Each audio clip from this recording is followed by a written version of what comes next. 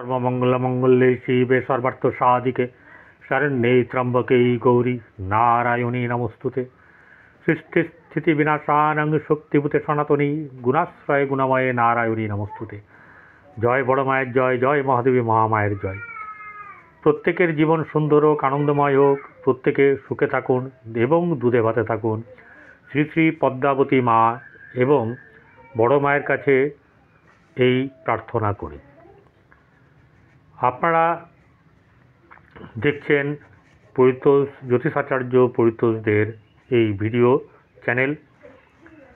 প্রত্যেকের যাতে ভালো থাকেন সেই কারণে আমি বেশ কিছু পরামর্শ দিই, যখন যেরকম প্রয়োজন সেরকমভাবে আমি পরামর্শ আপনাদেরকে দিয়ে থাকি। যেমন আমি বলবো 14, 15, 16, 17, 18, 14 থেকে 18 তারিখ পর্যন্ত আপনারা কোনোভাবে দূরে না গেলে ভালো,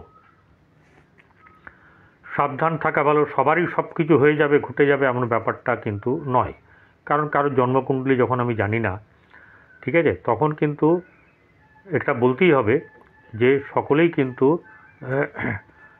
কিন্তু আপনারা ভালো করে থাকবেন এবং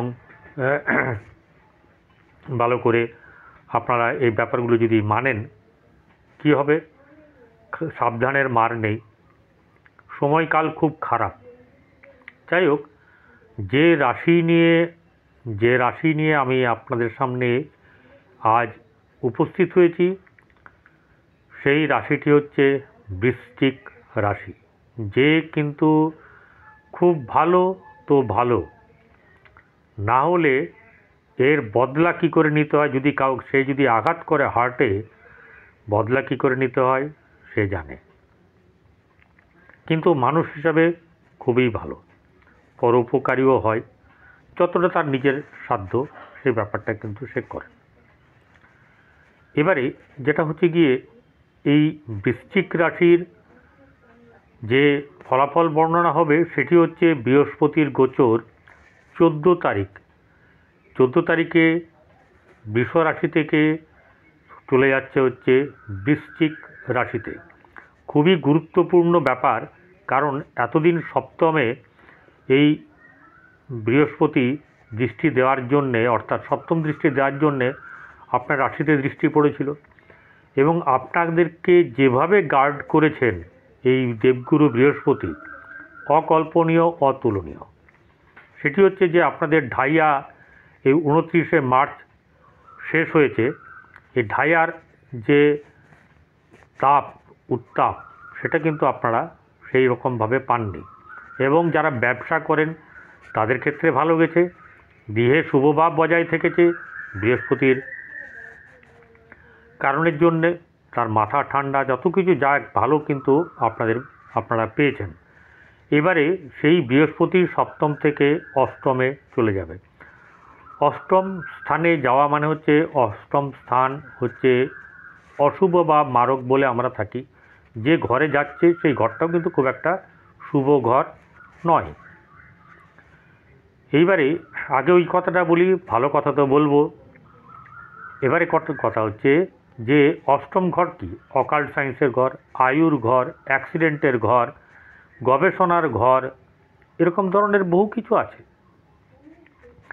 খারাপ যেমনি যে ঘর আছে সে ঘরে ভালো আছে, আর যে ঘর ভালো আছে সে ঘরেও কিন্তু অনেক খারাপ কিছু লুকিয়ে থাকে। তাই এখানে বৃহস্পতি আপনাদেরকে এই রকম ইয়েতে অকাল্ট সায়েন্স, আধ্যাত্মিক, এরকম নানা রকম দিক থেকে আপনাদের সহায়তা করবে।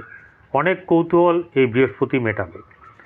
এই বৃহস্পতির কারণের জন্যে আপনাদের এতদিনের যে গোপন ব্যাপার ছিল সেটাও ওপেন হয়ে যাবে। খারাপ থাকলে খারাপগুলো, ভালো থাকলে ভালোগুলো। এইবারে চলে আসবো, এই বৃহস্পতি হচ্ছে কি আপনার দ্বিতীয় পতি এবং পঞ্চম পতি। দ্বিতীয় পতি অষ্টমে বসে থেকে দ্বিতীয় ভাবকে কিন্তু দৃষ্টি দিয়েছে, এটা যেমন বেটার, তেমনি আবার চতুর্থ ঘরকে দৃষ্টি দিয়েছে, দ্বাদশ ভাবকেও দৃষ্টি দিয়েছে। এবারে ধনভাব, ধনের জায়গা, পরিবার, আত্মীয় বৃদ্ধি, আত্মীয় সঙ্গে শুভ যোগাযোগ, এই যে জিনিসগুলো হচ্ছে বৃহস্পতির কারণের জন্যে প্রচুরভাবে আপনার ধনবৃদ্ধি হবে, পরিবারের সঙ্গে সুসম্পর্ক বৃদ্ধি হবে এবং আপনার খরচ খরচাও বাড়বে। খরচ খরচা তো একটা ব্যাপার ফ্যাক্টর করে। তাহলে দ্বিতীয় ধনভাবের জায়গায় আপনার ধন সঞ্চয় হয়তো হবে না, কিন্তু ধনাগমের ব্যাপারটা অনেকটাই আগের থেকেও আগে যেমন ভালো ছিল, অর্থাৎ রাশিতে দৃষ্টি দিয়ে রেখেছিলেন এই স্বয়ং বৃহস্পতি, এবার ধনভাবে দৃষ্টি দেওয়াতে খুব ভালো হয়েছে। আরেকটা জিনিস হচ্ছে গিয়ে তার বৃহস্পতির পঞ্চম দৃষ্টির দ্বারা আপনার দ্বাদশে, রাশির দ্বাদশে দৃষ্টি দেবে। এই দ্বাদশ জায়গাটা হচ্ছে গিয়ে ব্যয়ের জায়গা। ভালো হচ্ছে গিয়ে একটা জিনিস, সৎ পথে সৎভাবে ব্যয় হবে, মন্দিরে দান করবেন, আধ্যাত্মিক দিক থেকে ওদিকে খরচ করবেন, পরিবারের জন্য খরচ করবেন। দ্বিতীয় যেহেতু পরিবার, সেই পরিবারের জন্য খরচ করবেন, আনন্দ উপভোগ কিন্তু করতে পারবেন। তাহলে এই দ্বাদশে আরও খারাপ অনেক কিছু থাকে, সেই খারাপগুলো কিন্তু বৃহস্পতির কারণের জন্যে, যা দৃষ্টি হচ্ছে অমৃত সমদৃষ্টি, দৃষ্টির কারণের জন্য কি হচ্ছে, আপনার দ্বাদশে ব্যয় বা খারাপ অশুভ সব বিনিষ্ট হয়ে যাবে ওই অমৃত সমদৃষ্টির কারণের জন্যে। তাহলে পরিবার বৃদ্ধির জায়গাটা যেমন সুন্দর হবে, আবার আপনার আত্মীয় স্বজনের সঙ্গে সম্পর্কও কিন্তু বৃদ্ধি হবে। এই ব্যাপারটা কিন্তু খুব সুন্দর। আরেকটা ব্যাপার, এরপরে চতুর্থ জায়গা, সুখের জায়গা।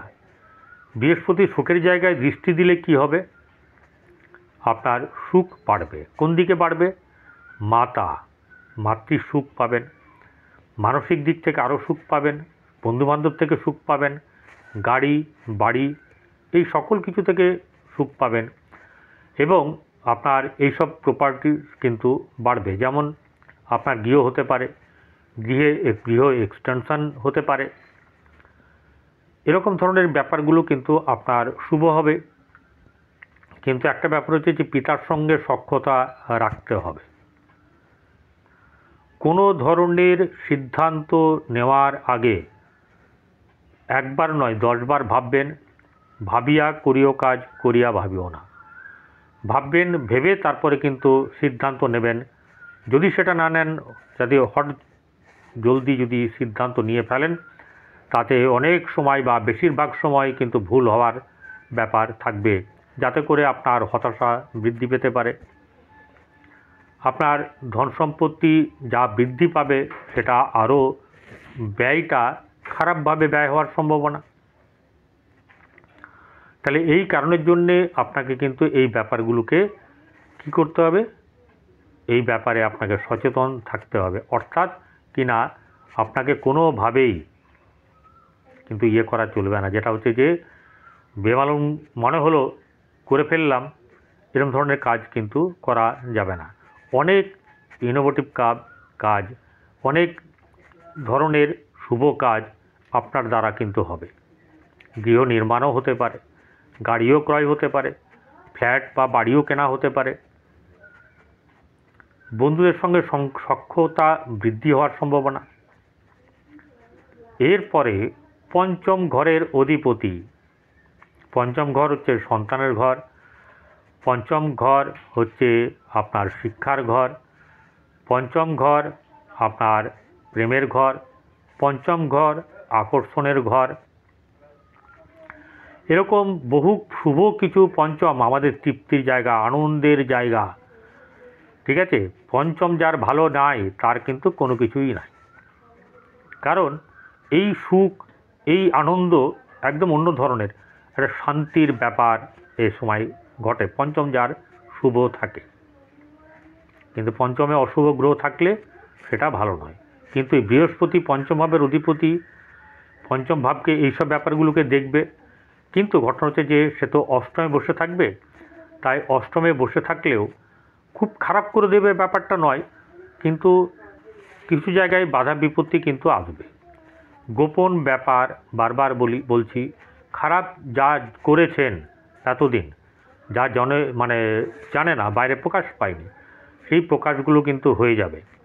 এবং যদি সত্যি সুন্দর কিছু ভালো কিছু থেকে থাকে, সেটারও প্রকাশ কিন্তু হবে। তাই বিচার বিবেচনা করে কিন্তু কাজগুলো আপনাদেরকে এগোতে হবে।